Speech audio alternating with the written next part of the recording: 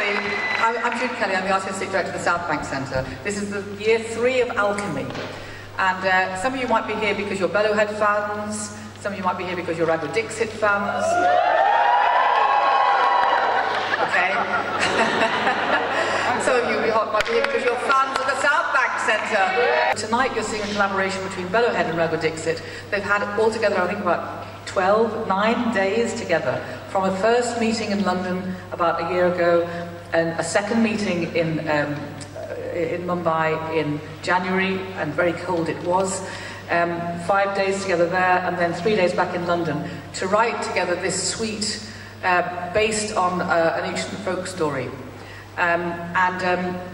It's been very exciting watching them work together, and it's going to carry on this collaboration. Raghu would like to say on his behalf, since he can barely speak, he'd like to say he can barely speak. He's actually really got a very, very, very bad throat. There he is, he's miming. You didn't know he could do that, but he's learned that today. So the concert tonight will just be this piece.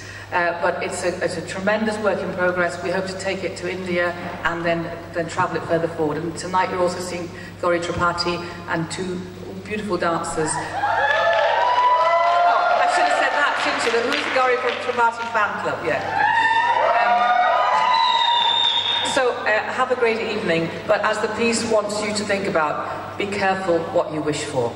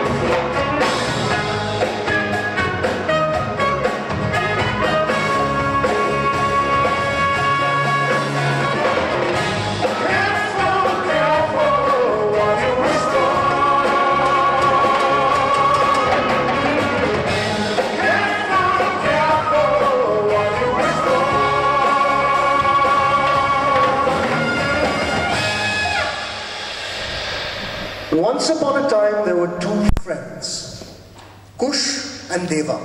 Deva and Kush, best friends and brothers. One a poet, the other a wrestler. One from an illustrious family and the other from a working class background. One's the pride of the city and the other's the one you go to if you have a problem. The mind and the body.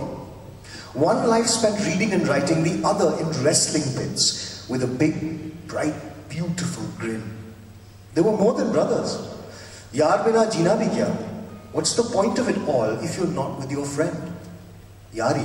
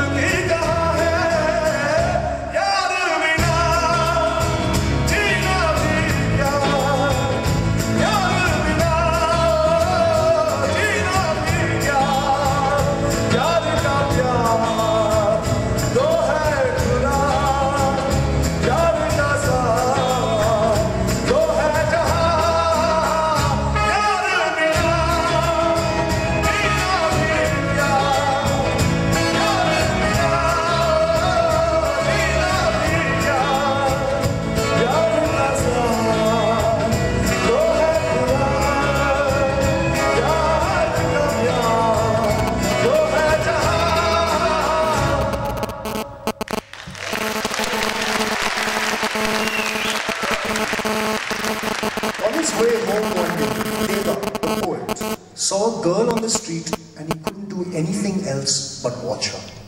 He watched her for hours, waiting down on the corner even after she had disappeared. This girl took the poet's words away. And Deva spent a sleepless night knowing that he'd seen the girl of his dreams, the muse he'd been looking for, knowing that he couldn't claim her, couldn't ask her for her name or for her hand in marriage because he couldn't talk to her. Enter the friend. Kush pulled the confession out of Deva and then volunteered to go and win the girl's hand for his friend because his friend had seen her first. Imagine this, the wealthy quarter of town, rows and rows of houses, and a tall, dark, handsome stranger with the big, beautiful smile, walking down the street, looking at the houses, looking for his best friend's love, the most beautiful woman in the city, walking towards a girl, watching him from the roof.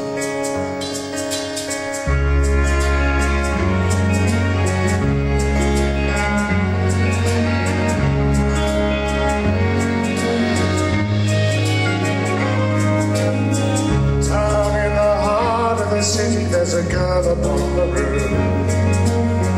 I've heard a David speak of beauty is the truth. She holds the world in her palm and the sun is in her hair. My heart's on fire and I think, do I dare? Because below me there's a boy staring at the street. I see he really wants to climb up to my feet. I snip my fingers and I know he can barely stand. But just one smile, he is mine to have.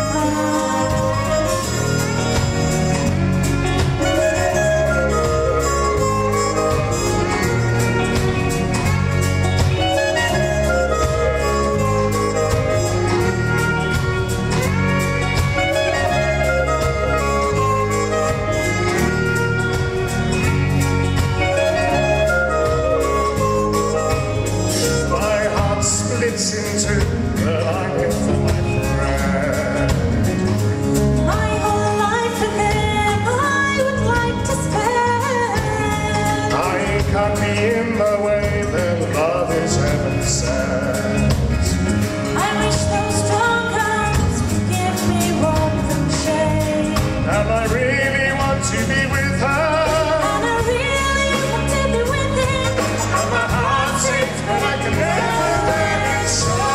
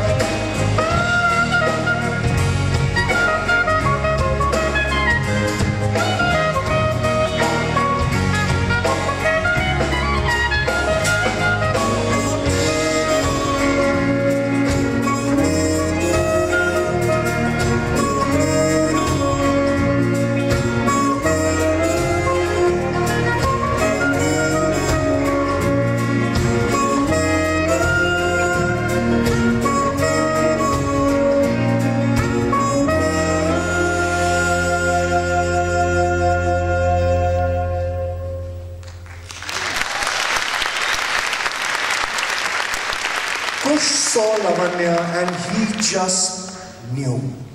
And he also knew that he could never stand in his friend's way, his own feelings be damned.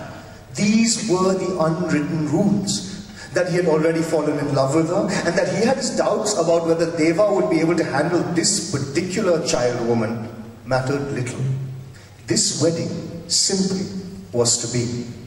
The apple of the town's eye married the gloriously beautiful daughter of a rich merchant, while the best friend stood to the side and cheered with all of his heart.